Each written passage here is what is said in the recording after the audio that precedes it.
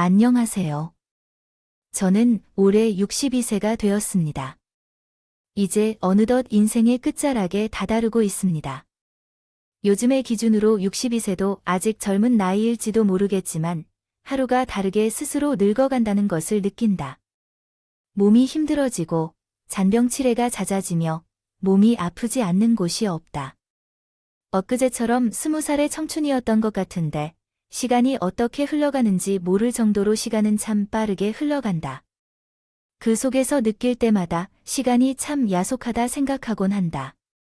특히 저는 그 청춘을 제대로 즐기지 않았다고 생각한다. 못해왔던 것이 그래서 더 그렇게 느껴지는 것 같아요. 아니, 지치다기보다는 제 꿈을 이루기 위한 노력을 한 적이 없다는 게 너무 가슴이 아파요. 어릴 적 저는 공부를 정말 좋아했어요. 제게는 학교 외에는 즐거운 곳이 없었죠. 매일 새로운 지식을 배우고 습득하는 게 마치 공기놀이나 가락지놀이보다 훨씬 더 즐거운 일이었어요. 그리고 언젠가는 저도 어린 아이들에게 이런 지식을 가르치는 선생님이 되고 싶었습니다. 그런데 그런 꿈은 고등학교에서 그만 끝나버렸어요. 여러분은 혹시 육성회비라는 말을 아시나요? 지금은 사라져서 모르시는 분들도 많을 텐데 저처럼 나이가 많으신 분들은 그게 무엇인지 기억하고 계실 겁니다. 예전에는 학교에서 내야 하는 육성회비라는 것이 있었습니다. 무슨 명목인지 정확히 모르겠지만 학비 외에 학교에서 따로 뜯어가는 돈이었습니다. 어떻게 보면 뇌물과 같은 느낌으로 불법이나 다름없는 돈이었음에도 불구하고 당시에는 그게 당연한 것으로 여겨졌습니다. 그 육성회비 때문에 우리 담임 선생님은 학생들을 차별했습니다. 잘 사는 집의 아이들은 육성회비를 많이 내어 편애받았고 육성회비를 적게 내거나 못 내는 아이들은 분리하여 회초리로 때리기도 하고 여러 가지 불이익을 받았습니다. 육성회비를 잘 낼 수 있었던 아이들에게는 은근히 시험 문제도 알려준다는 말까지 들렸고요. 저는 둘 중 어느 쪽이냐면 육성회비를 내지 못하는 쪽이었습니다. 우리 아버지는 애초에 제가 공부하는 것을 마땅치 않아 하셨어요. 그래서 육성회비까지 내준다는 게 업을 같은 것이었죠. 그러므로 저 또한 틈만 나면 선생님께 불려가 혼나고 매맞게 일을 당했습니다. 종아리에 몇 자국이라도 사라질 틈이 없을 정도로 말이에요. 하지만 그럼에도 불구하고 전 학교가 좋았습니다. 만큼을 당해도 배운다는 기쁨이 더 크기 때문이지요. 그런데 그랬던 중 선생님은 저를 혼내도 육성회비를 내지 않자 결국엔 학교를 그만두라고 최종적으로 말씀하셨습니다. 하신다고 하셨습니다. 육성회비도 안 내는데 학교에서 다른 친구들과 똑같이 배우는 건 양심이 없는 짓 아니겠느냐고 하셨어요. 다른 친구들에게 민폐니까 이번에도 육성회비를 내지 않으면 자퇴 소문을 퍼뜨리겠다고 하시면서 저를 협박했어요. 지금 생각하면 참 말도 안 되는 일이지만 그때는 그랬어요. 그게 맞는 것이라고 저도 생각했었으니까 모두가 그랬던 시절이었으니까요. 그래서 저는 아버지가 일하시는 공장까지 찾아가서 육성회비를 달라고 부탁했어요.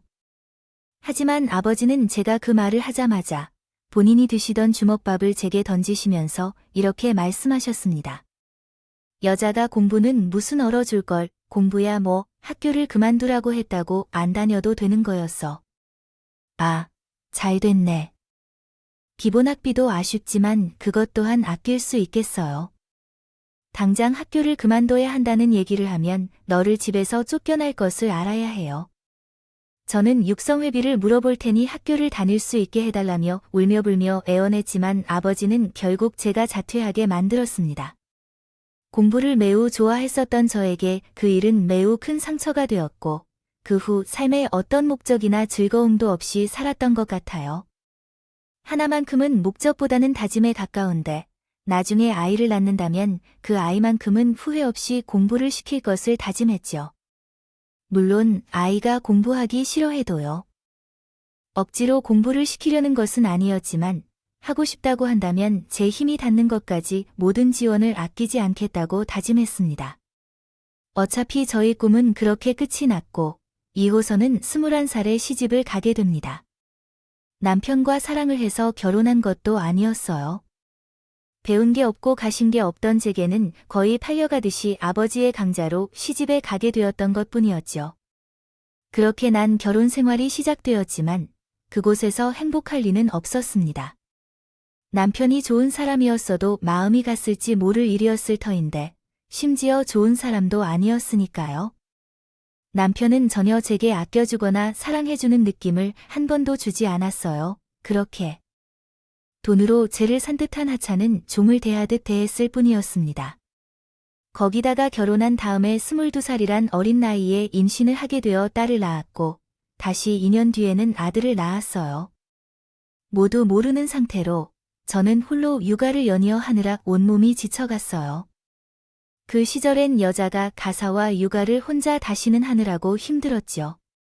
잠잘 시간도 거의 없이 정신이 나간 채로 하루하루를 살았습니다. 이렇게 살다가 기절한 후 다시는 깨어나지 않았으면 좋겠다는 생각을 하루에 수십 번도 했었습니다. 저 스스로 삶을 포기하기에는 아들딸이 마음에 걸려서 차마 그러지는 못했고요. 그런데 사람이라는 것은 생명력이 또한 참 끈질겨요. 그렇게 살아가면서도 어떻게 가지 않을까 고민하지 않고 살아갔는데요. 그러다 보니 어느덧 아이들도 말이 통하는 나이가 되었고 그때부터는 조금씩 삶의 희망이나 삶의 보람이 생기기 시작했어요. 사실 그때까지는 아이들에 대한 모성에 대한 거의 없이 의무감으로만 육아를 했었는데 그때쯤부터 아이들에 대한 사랑이 생기더라고요. 특히 우리 딸은 저처럼 공부하기를 좋아했는데 아이가 무언가를 하나하나 배워나가는 모습이 얼마나 예쁘고 사랑스러운지 아들을 예쁘게 하지 않았다는 게 아니에요. 다만 아들은 딸과는 달리 노는 것을 좋아해서 공부하는 쪽에는 신경을 쓰진 않았을 뿐이에요. 예전에 다짐했던 대로 딸이 공부할 수 있도록 최선을 다해 지원하고 싶었지만 남편은 사랑이 없는 사람이었습니다. 저에게는 그렇다 쳐도 자신의 자식들에게도 관심과 사랑이 없었어요. 그것만 없었으면 다행이었는데 책임감마저 없는 사람이었어요. 들어가는 돈뿐만 아니라 자식들에게 들어가는 돈까지 아까워하는 사람이었기 때문이죠. 경제력이 없는 것은 아니었지만 남편에게 없는 것은 양심이었어요. 가족들은 집에서 먹을 것이 없어 쉰밥에 김치를 겨우 얹어 먹고 있는데 자신 혼자 옆에서 불고기를 구워 먹었다고 해요. 상황이 그러하니 아이들이 학교에 다니기 시작한 지 얼마 안 되어서부터 돈을 벌어야만 해야 한다는 생각이 점차 강해졌습니다. 물론 먹고 살아야 하는 것은 물론이지만 계속해서 딸이 하고 싶어하는 공부를 할 수 없게 된다는 생각에 조금 불안해졌어요. 그래도 그 정도 시기에는 점차 학원 문화가 생겨나기 시작했었으니까요. 하지만 일자리를 구하려고 해도 쉽지 않았습니다. 학력은 고등학교 중퇴였고 특별히 뛰어난 능력도 없어서 일할 수 있는 곳이 많지 않았어요.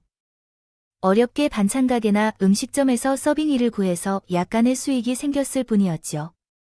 이 정도 수익으로는 아이들의 식비나 생활비를 겨우 부담할 수 있는 수준이었지만요. 교육비까지 감당하는 것은 절대 불가능하다고 생각했습니다. 저는 어쩔 수 없이 아이들의 교육을 생각해서 남편에게 생활비를 좀 더 줄 것을 요구했습니다. 먹고 살아가는 것은 어떻게든 내가 할 테니 그건 넘어가겠지만 교육비는 제대로 챙겨줘야 한다고 생각해요. 다른 아이들은 학원 다니며 공부하는데 우리 아이들도 좀 챙겨주면 안 될까요? 물론 둘째는 공부하기 싫어하니까 그렇다고 첫째는 공부하고 싶어 한다는데 아이들도 당신 자식들이에요. 하지만 남편은 제 말을 듣지 않았습니다. 그렇다면 살아갈 수 있는 집만 제공해 준다면 좋겠습니다. 됐어. 학원비는 왜 다 내야 하는지. 언제부터 애들이 그런 걸 다녔다고 나는 그런 게 다 없이 다들 잘만 공부하면서 알았어. 아, 돈 아깝게 그런데 나 돈을 왜 쓰냐고. 그러면 제대로 먹고 살 수 있도록 식비라도 제대로 챙겨줘야지.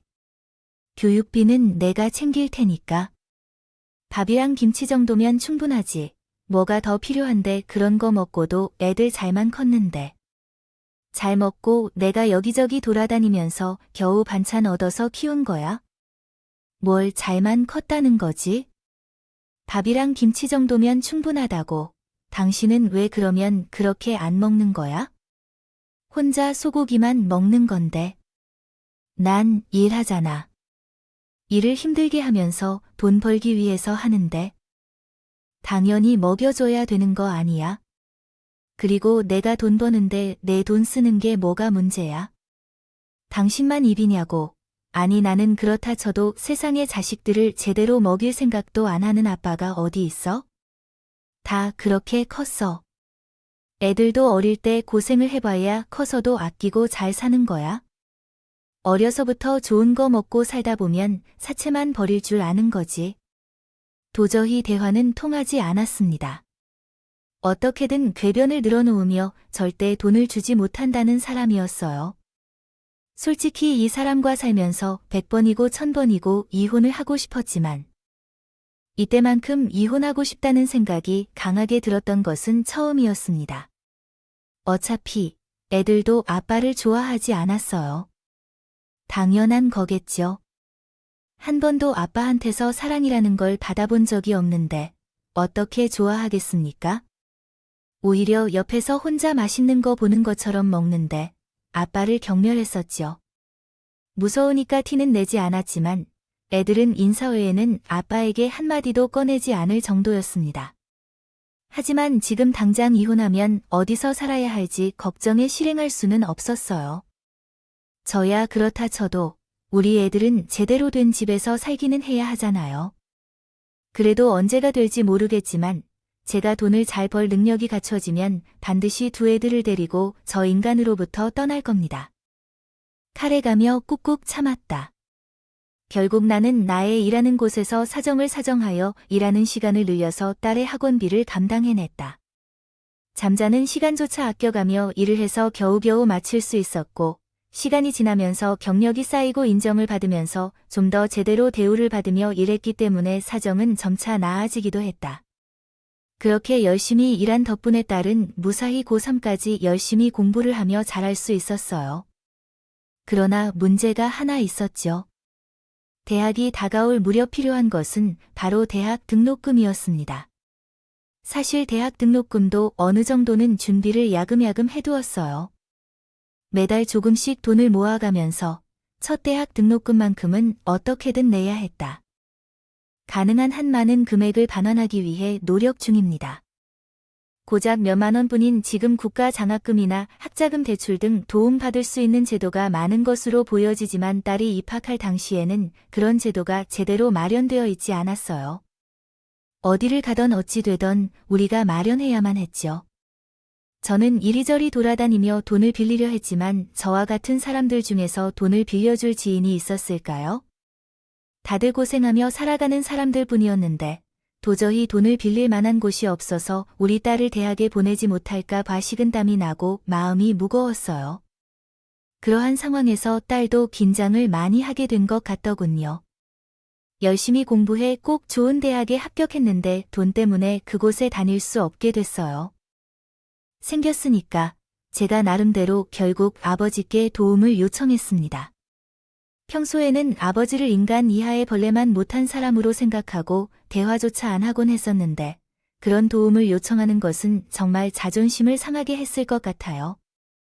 딸은 아버지에게 한 번만 도와달라고 혹은 엄연히 말하면 도와달라는 것도 아니었어요. 등록금을 좀 빌려달라고 했습니다. 빌린 돈은 아르바이트를 하면서 꼭 갚을 거니까 제발 저의 시급한 등록금 한 번만 내달라고 사정을 풀었어요. 딸의 그런 모습을 보면서 어린 시절 제가 아버지께 육성회비를 달라고 사정했던 모습이 겹쳐 보이면서 정말 가슴이 미워져서 찢어질 것 같았습니다. 누구보다도 그런 딸의 마음을 잘 이해해 주실 것 같아요. 알고 있었으므로요. 하지만 남편은 그런 딸에게 간절한 사람의 모습이 아니라며 아빠한테 돈을 달라면서 부탁하는 애가 어떻게 건방지게 서서 말을 하냐고 하더군요. 무릎을 꿇고 두 손을 빌면서 돈을 달라고 예언을 해봐야 조금이라도 생각을 해보겠다는 것입니다. 아, 정말 미친놈이 아닌가요? 딸 등록금을 내주지는 못할 망정 저렇게 말해야 빌려줄 생각을 해보겠다고 하는 것이 그 소리를 들은 제 딸은 부들부들거리면서 눈물을 흘리더군요.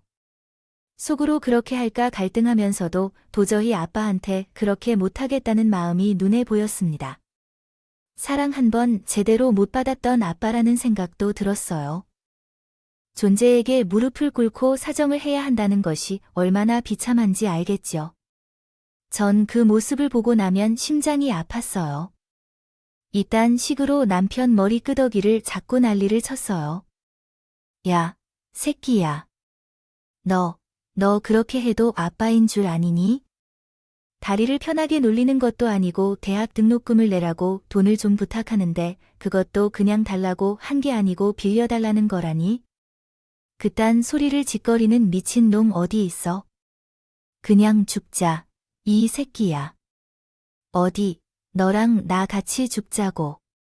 짐승도 진짜 지금 챙기는데 짐승만큼 못한 놈아. 그러자 딸은 아빠가 억울해할 수도 있는 돈을 받지 못하게 된다고 생각한 모양이었는지 제 말을 막았어요. 엄마, 차마 그냥 내가 한 번만 고개 숙이면 돼. 지금 중요한 건 그게 아니잖아. 지금은 어떻게든 돈이 필요하니까. 엄마, 나서지 마. 그냥 내가 무릎 꿇을게. 무릎 꿇고 빌게. 딸은 그러더니 정말 무릎을 꿇고 남편한테 빌며 사정사정했습니다. 하지만 남편은 하란다고 진짜로 하냐면서 그런다고 자기 돈을 주는 사람이 세상에 어디 있겠냐고 건방진 소리 하지 말라며 딸에게 손을 올렸습니다. 그러고는 어디 하늘 같은 지압이 머리를 잡아채냐면서 저에게도 손을 올렸고요. 정말 저게 사람입니까? 딸은 절망감에 엉엉 울었고 저는 남편과 난리를 치며 싸웠지만 결국 돌아오는 건 아무것도 없었어요. 어차피 남편에게 힘으로 이길 수 없으니 결국 다른 대학을 포기하게 되고 말았습니다. 그 이후로 일도 다니지 못하고 끙끙 앓았어요. 스트레스가 너무 컸던 탓인지 한동안 몸이 제대로 움직이지도 못했었어요. 그런데 며칠이 지난 뒤에 아는 동생이 전화를 했어요. 뜬금없이 혹시 우리 집으로 이사 가느냐고 물었어요. 그게 갑자기 왜 이야기냐고 물었더니 우리 남편을 은행에서 보게 됐는데 억지로 돈을 창고에서 인출했다는 소리가 나왔다는 겁니다. 그래서 그걸 보고 요즘 제가 아파서 일을 못 나오다가 사실은 이사 준비하는 거였어요. 안 될 거라고 생각했다고요. 그 소리를 듣고 혹시 기대가 생겼나 봐요. 남편이 그렇게 말했었지만 그래도 마지막 양심이 있다는 게 있기에 결국 딸의 등록금을 대주려는 건 아닐까 생각했죠. 물론 등록금이라고 말하기에는 너무 큰 금액이었지만 겸사겸사 인출을 한 게 아닐까 싶었어요. 그 생각이 들자 아픈 몸이 씻은 듯이 나아지는 기분이 들었어요. 결혼 후 남편이 처음으로 예뻐 보였어요. 사람의 마음이 그런가 봐요. 밉상으로 굴어도 한 번 잘 대해주면 사람에게 좋은 모습으로 보이기도 하잖아요.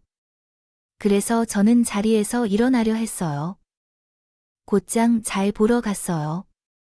그래도 남편이 집에 오셔서 딸의 등록금을 내주겠다는 말을 듣고 기분 좋게 할 수 있도록 밥을 마시는 준비를 해두면 좋을 것 같았어요. 한 번쯤은 가족끼리 화목한 저녁 식사를 즐기고 싶었고요. 전 살면서 한 번도 백화점에서 장을 보지 않은 적이 없었는데 그날만큼은 큰 인내심으로 백화점으로 향했습니다. 한 끼 정도 비싸게 장을 보는 게 무슨 대수냐 싶었죠. 그런데 백화점에 들어가 보니 휘황찬란한 명품들이 많아서 신기했어요. 가격표를 보면 몇백 몇천 원을 하는 제품들이 많은데 또 그런 것들을 사러 사람들이 몰려있어 세상 참 신기하더군요. 이렇게 다르게 사는 것이라고 생각했죠. 전 그런 것들이 신기해서 명품들을 구경하는 사람들과 일반 사람들을 구경하면서 돌아다녔는데 어디서 많이 봤던 익숙한 실루엣이 한 매장에서 보였습니다. 그것은 남편이었죠. 남편의 손에는 쇼핑백이 가득 들어있고 혼자 한쪽에서 우두커니 서 있었습니다. 남편도 특별히 명품을 좋아하는 사람은 아니었는데 왜 여기 있는지 궁금해졌습니다. 혹시 딸이 듣던 대학 입학 선물을 살까봐 유심히 지켜보고 있었는데 이럴 수가. 그런데 어떤 여자 2명이 남편에게 다가가서 뭔가 대화를 나누고 있는 것을 발견했습니다. 그중 한 명은 제와 비슷한 연령대로 보였지만 화려하고 예뻐 보이는 한 녀석과 한 명은 제 딸 또래처럼 보이는 어린 여자였어요. 그중 어린 여자는 제 남편을 안아주기까지 했어요. 남편도 그런 여자를 거부감 없이 잘 받아주면서 같이 안아주었어요. 심지어 제게나 우리 자식들에게 한 번도 보여준 적 없는 따뜻한 미소까지 지어주면서요. 그런 모습을 보고 난 후에 그게 어떤 상황인지 바로 파악이 되었어요. 본능적으로 알게 되는 느낌이었다고 할까요? 저 어린 여자는 남편의 딸이었고 옆에 있는 다른 여자는 상간녀였습니다. 그 자리에서 다리가 부들부들 떨리고 힘이 빠지자마자 주저앉고 말았어요. 울음도 나오지 않고 그저 멍하니 그 모습만 바라봤어요. 다행인지 아닌지 남편은 그런 저를 받아들였습니다. 남편은 그가 발견되지 않았던 듯한 표정으로 2 여자를 데리고 그대로 사라졌다. 나는 갑자기 정신을 차리고 남편과 그 2 모녀를 쫓아갔는데 주차장에 있는 어떤 외제차 앞에서 걸음을 멈췄다. 그곳에서 들린 대화가 아빠, 진짜 너무 고마워. 이 차만 해도 충분한데 가방이랑 백이랑 시계까지 다 사주고 친구들에게 가서 자랑해야지. 에이, 별거 아니야. 아, 우리 딸이 대학에 가는데 아빠가 돼서는 이 정도는 해줘야지. 아유, 그래도 너무 과하게 한 것 같아요, 여보. 아이가 좋은 대학에 가진 않았는데 뭐가 이렇게 아름다워서까지 사주세요. 어허, 그래도 대학에 갔다는 게 자체로는 대단한 일이지. 그리고 사람들은 겉모습이 중요한 거야. 가서 친구들에게 자랑하라고. 사귀어야 하는데 이렇게 딱 기선 잡으려야 할 거 아니에요. 그래야 좋은 친구들을 사귀고 많이 말하고 하는 거거든요. 아, 맞아. 엄마는 뭘 모른다니까. 엄마도 맨날 명품백을 아빠한테 선물 받으면서 잘 마신답니다. 이렇게 대화를 나누는데 그동안 왜 그렇게 우리 가족한테 돈을 안 썼던 건지 이해가 되는군요.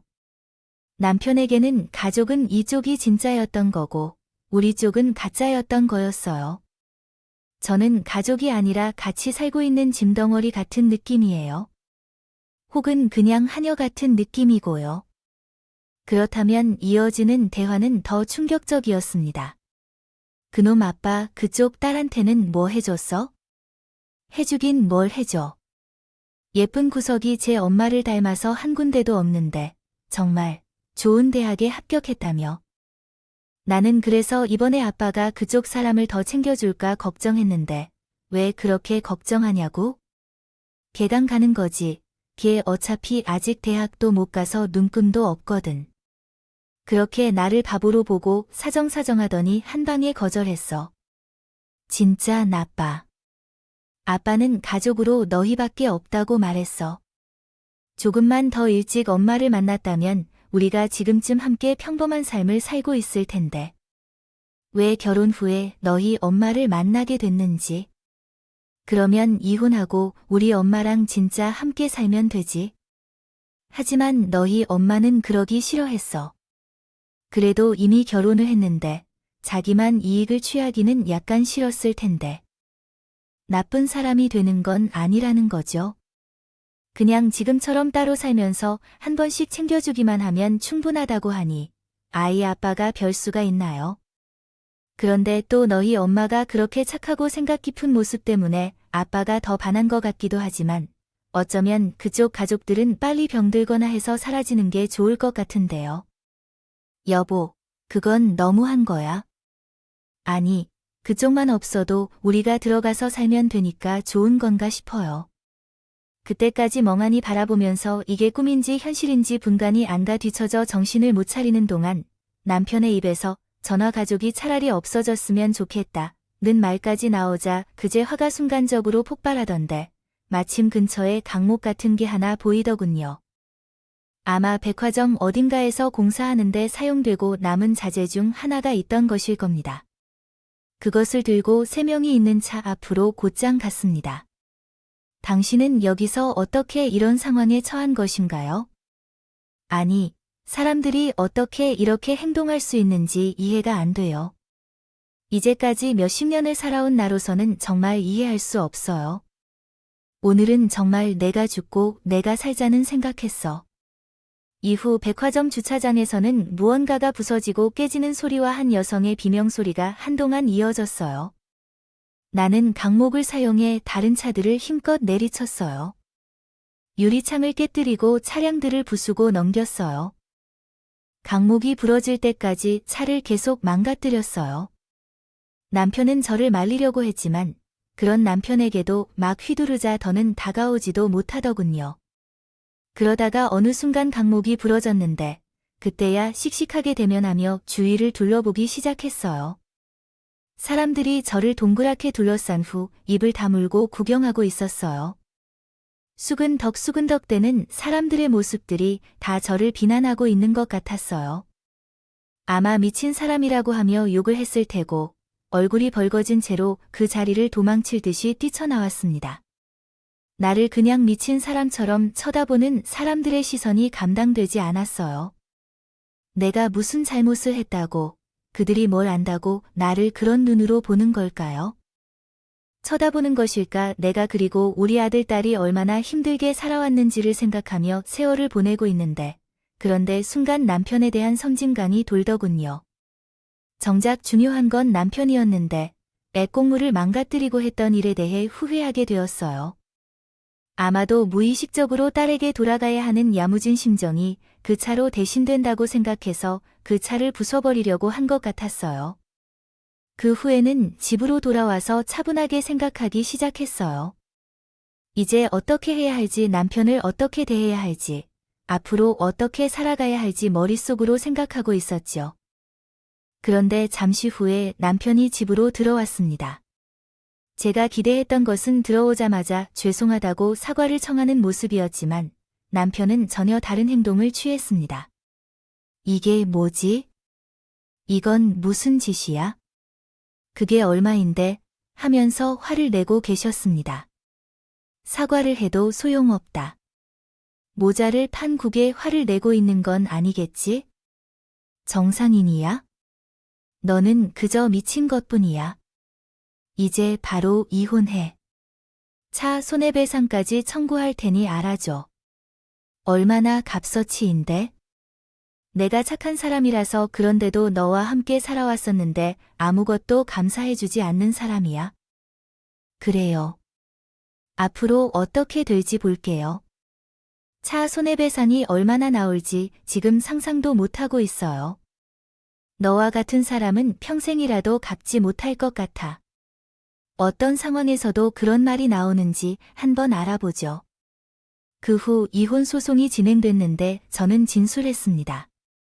이혼 책임 소유는 가정을 소홀히 하고 상간녀와 따로 몰래 가정을 꾸렸던 남편보다도 아내로서 매력적이었고 책임을 다하지 못했던 데다가 특히 위험한 행동을 취했다는 점이 더 크게 작용했으며 제 책임이 크게 작용했어요. 물론 그런 결정이 내려진 이유는 남편이 비싼 변호사를 고용했던 탓인 것 같지만 억울하더라도 한번 결정되면 모든 것이 결국 저의 책임이 되어 버렸습니다. 저는 세상에 원망스러웠어요. 유전무죄, 무전유죄. 물론 제게도 잘못이 없었던 것은 아니지만 모든 것의 원인은 남편에게 있었다는데 왜 제가 모든 책임을 져야 하는 걸까요? 이후 저의 인생은 더 밑으로 곤두박질 치는 삶을 살게 되었죠. 단기간밖에 못 구한 뒤 그 작은 방에서 아들, 딸, 셋식과 함께 정말 풀죽만 먹은 듯이 하며 살아갔어요. 매달 제가 버는 돈으로는 손해배상 비용을 감당하는데 다 빠져나가 버리고 말더군요. 그렇게 죽을 둥 살등하면서 살아가고 있었는데 그래도 한 가지 다행스러운 점이 있었음을 알게 되었어요. 그 상황에서 자식들이 삐뚤어지지 않고 올곧게 자랐던 점은 그런 것이었어요. 사고를 치고 다닌 아들은 그제야 정신을 차린 것인지 누나에게서 공부를 배우기 시작했고 더 이상 사고를 치지 않았어요.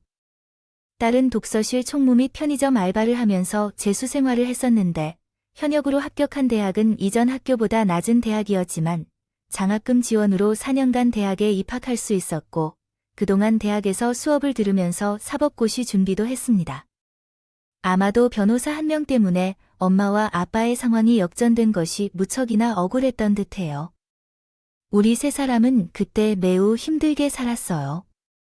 어떻게든요. 성공하자. 성공해서 꼭 전 남편에게 보복할 필요는 없습니다. 서로를 이해하며 함께 살아왔습니다. 그 결과 우리의 딸은 30살의 변호사가 되었고 우리 아들은 증권회사에 입사하여 성실하게 일하게 되었습니다. 그 이후 10년 동안 우리 가족의 삶은 조금씩 나아졌습니다.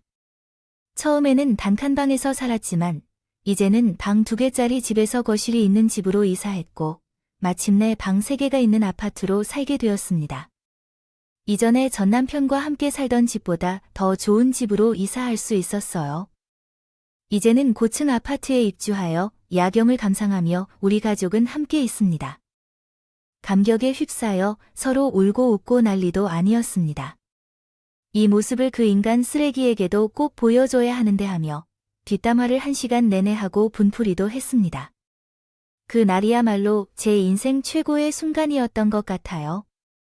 제 인생의 역전, 우리 가족의 인생 역전이 몸으로 탁하고 체감되던 순간.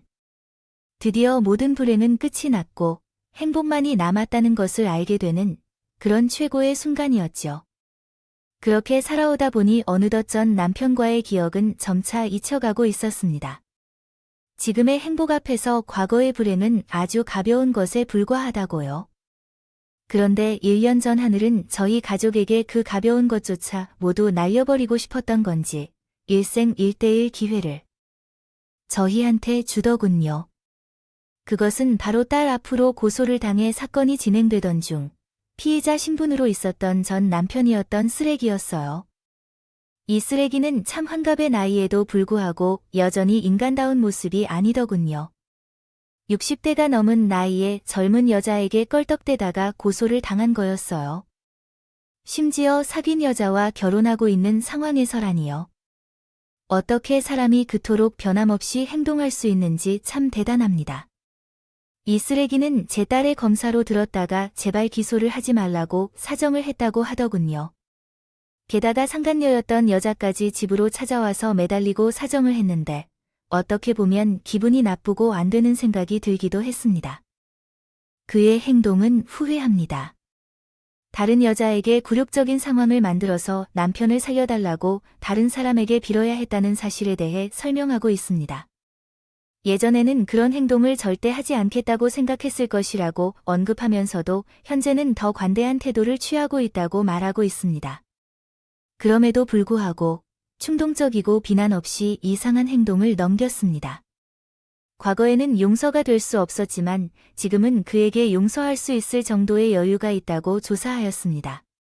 결국 법정에서 다툼이 있었지만 증거가 명백했기 때문에 그의 허물을 인정하고 처벌받게 되었습니다. 그의 행동은 쓰레기 같다고 묘사한 이유는 그와 같은 사람이 허물에 대해 용서나 벌을 받을 자격이 없다고 생각하기 때문입니다. 딸이 검사인데 자기에 대해 억울한 심정이 있어서 스스로를 기소한 거라고 난리를 치며 쇼를 했다고 하더군요. 그러던 중에 최종적으로 형이 내려지게 되자 그제야 딸이 내게로 다가와 무릎을 꿇고 그동안 저지른 일에 대해 사죄하면서 울고불고 했어요. 제가 다 구역질렀어요.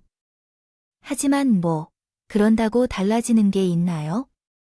이미 판결이 내려졌는데 그 이후 전 남편은 어디 교도소로 1년 정도 수감된 것 같더군요. 고소는 했지만 이제는 더는 그것에 신경 쓰지 않기로 했어요. 저는 그저 제 행복에 집중하면서 살기로 했어요. 그리고 딸은 검사복을 벗고 우리처럼 힘없고 억울한 사람들이 같은 일을 당하지 않도록 돕고 싶다는 목적으로 변호사가 되었습니다. 제 딸이어도 참 당차하고 자랑스러워요. 그런데 웃긴 것은 이번에 그 쓰레기가 복역을 마치고 나온 모양인데 우리 딸의 소식을 어디서 들었는지 상간녀와 함께 딸을 찾아와 자신들이 부동산 사기로 억울하게 물렸다면서 변호를 해주면 안 되냐고 부탁했다고 합니다. 지난 일로 우리에게 지은 자신의 죄값은 다 치른 게 아니냐고 하면서 참 한결같은 뻔뻔스러움이라죠. 딸은 그 죄값은 당신이 젊은 여자에 대해 친 것에 대한 것뿐이지 우리에게 저지른 죄값을 치른 건 하나도 없어요. 그냥 잊고 살아준다는 것만으로도 감사해야 한다고 하더라고요. 그러자 전 남편인가? 아, 내가 딸 하나 잘 둔 덕은 좀 보면 안 되겠냐. 나한테 사기친 놈한테도 아내의 딸이 검사 출신 변호사라고 내 딸이 다 해결해줘서 너 콩밥 먹게 할 수 있을 텐데. 거라고 얼마나 큰 소리를 쳤는지 알아? 그러니까 좀 도와줘라. 아이비 한번 살려주라고 하길래 제 딸이 그란대요. 당신한테 딸은 당신이 외제차 사주고 명품백 사주었던 그 여자 아니냐고. 왜 나한테 딸이라고 하느냐고요? 그리고 당신은 기억할지 모르겠지만 내가 대학 등록금 달라고 할 때 무릎 꿇은 거 생각하면 나는 아직도 자다가도 벌떡 일어난다고 막 소리를 쳤대요. 그러니 옆에 같이 온 전남편의 상간녀가 전남편의 팔을 치면서 이제라도 딸 앞에 무릎 꿇고 잘못했다고 빌라도록 시켰다네요. 그러자 전남편이 실제로 딸 앞에 무릎을 꿇려고 했다는데 딸은 쳐다도 안 보고 쫓아냈다고 합니다. 그리고 다신 찾아오지 못했는데 법원에 접근이 금지되어 신촌까지 갔었다고 했더군요. 그리고 딸이 대충 들었을 때 실제로 사기 사건이 많이 발생한 것 같다는 얘기였어요. 이번에는 재산도 압류되고 실형을 선고받을 것 같다더군요. 뭐 그렇든 말든 저는 지금 더할 나위 없이 행복한 삶을 살고 있어요. 딸은 결혼할 생각이 없다며 홀로의 삶을 즐기고 있고 아들은 결혼한 뒤 두 아들을 키우며 잘 살고 있어요. 제 인생은 행복한 순간만이 남아있어 다행합니다. 지금이 행복하면 과거는 중요하지 않다고 생각해요. 여러분들도 어떤 과거를 가졌든 미래를 향해 계속해서 행복을 찾길 바랍니다. 모두에게 빌어요. 행복하십니다. 지금까지 커피 앤톡이었습니다. 오늘도 끝까지 함께 해주셔서 감사드리고 다음 영상에서 또 만나겠습니다.